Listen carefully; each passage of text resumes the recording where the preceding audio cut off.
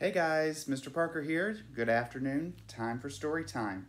So, today on my fun calendar I have downstairs in my pantry, it is draw a picture of a bird day. So, I have decided to read a fun story way back to my first year as a media specialist. This one was a Georgia Book Award nominee in 2007. It's called Nacho and Lolita by Pam Munoz Ryan and illustrated by Claudia Rueda.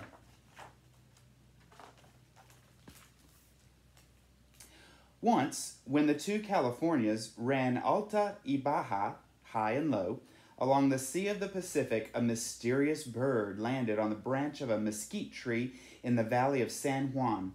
His name was Nacho, and he was a pitacoche, rare and majestic. He heralded the sunset with whistling songs and carried the colors of the world in his feathers.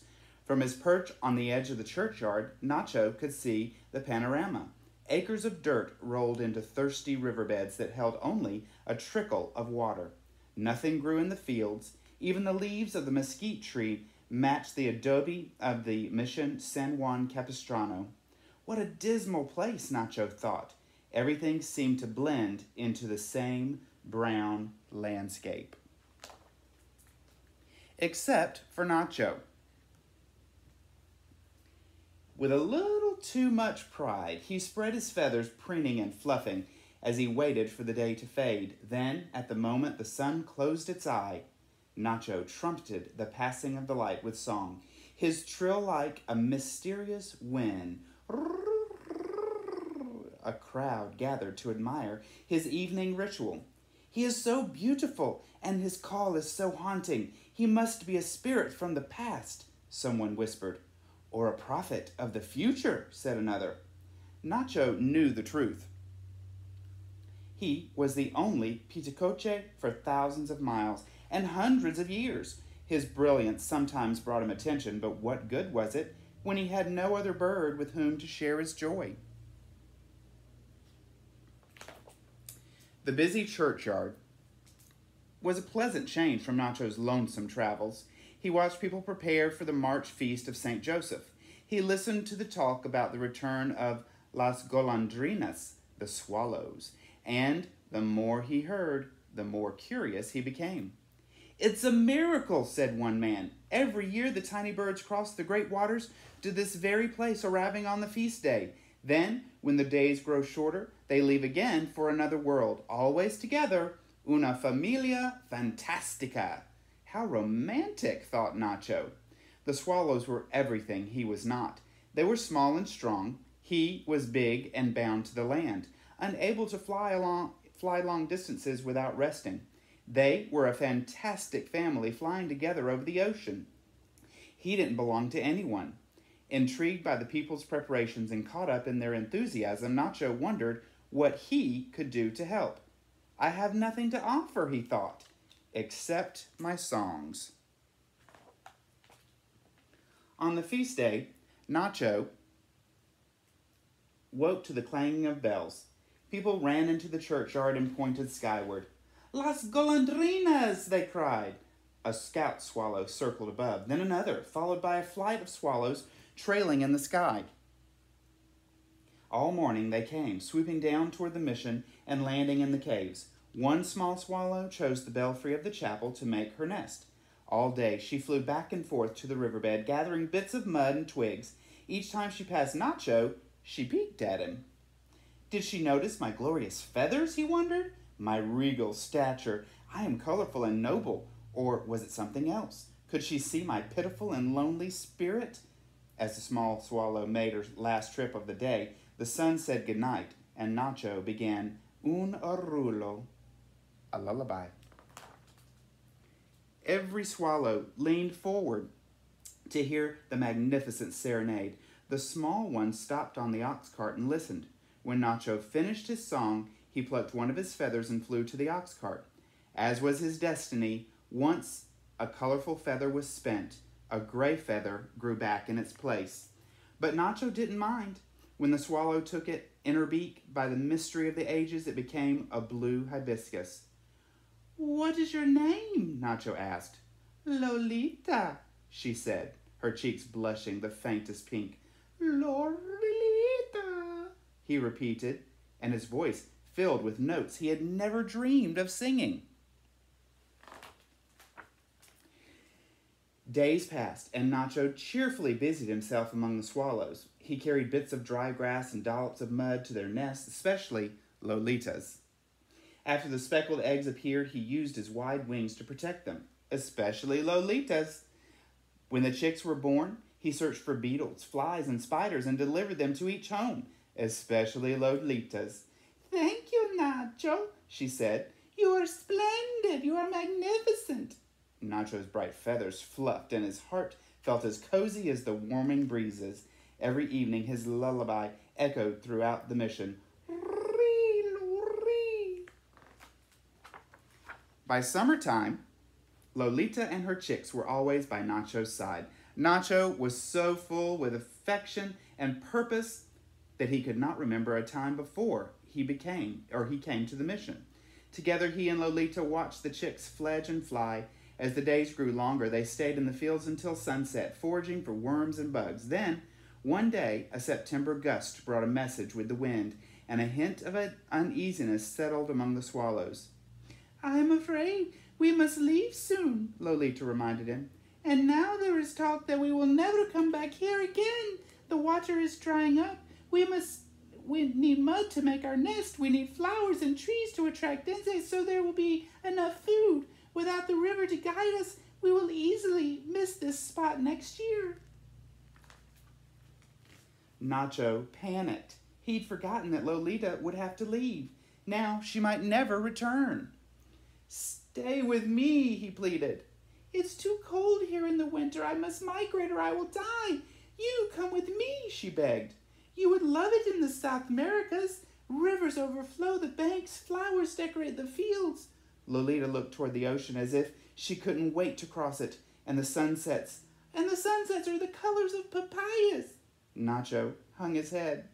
I can't fly that far, he said sadly. I'm too big. I've asked the others, said Lolita. There is one idea that might work if you are willing. Lolita led Nacho to a quiet cove. Carry this branch with your talons, she said. Fly as long as you can. When you grow tired, drop the branch into the water and rest on it. Then wait for your strength to return so you can fly again.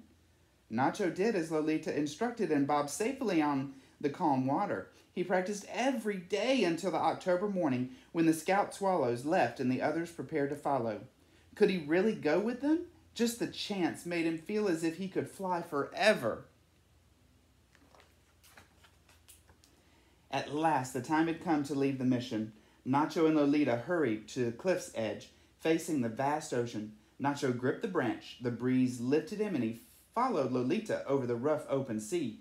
But after a very short distance, Nacho was exhausted. He dropped the branch and landed on it just as he'd practiced.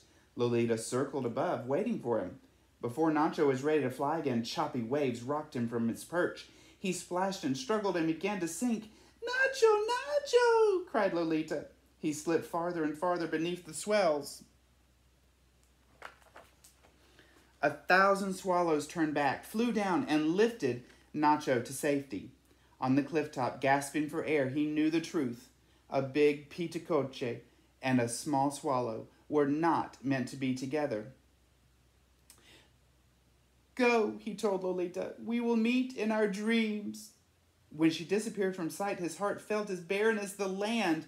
That night, as the sun slid away, Nacho's song ached with sadness. I love you. When winter came, there was a heavy fog. Nacho sat sentry in the mesquite tree and remembered the happy times with La Familia Fantastica. He thought about the first time he saw Lolita and how he had given her one of his feathers. He looked at the gray feather that had grown back in its place. I would give all of my colorful feathers if the swallows and my Lolita would come back, he thought. Wasn't there some way to guarantee their return?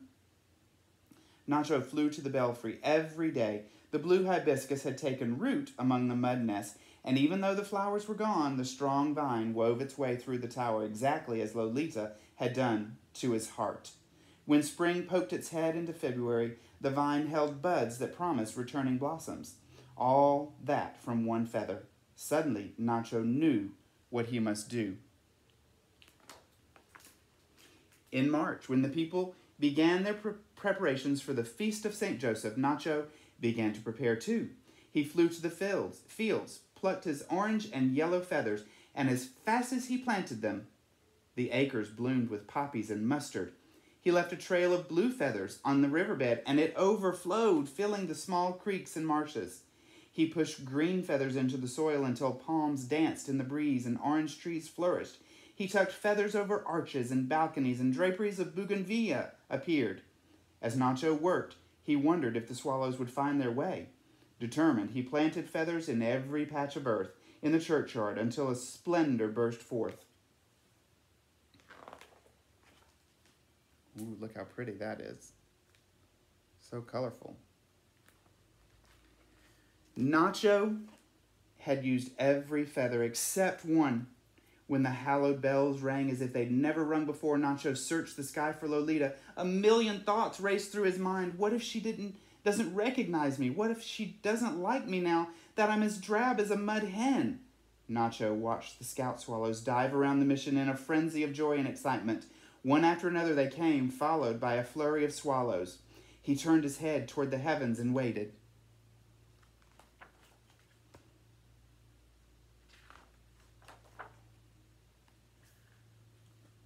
When at last Lolita found Nacho in the mesquite tree, it was as if they'd been together for thousands of miles and hundreds of years. "I no longer have my beautiful colors," he said.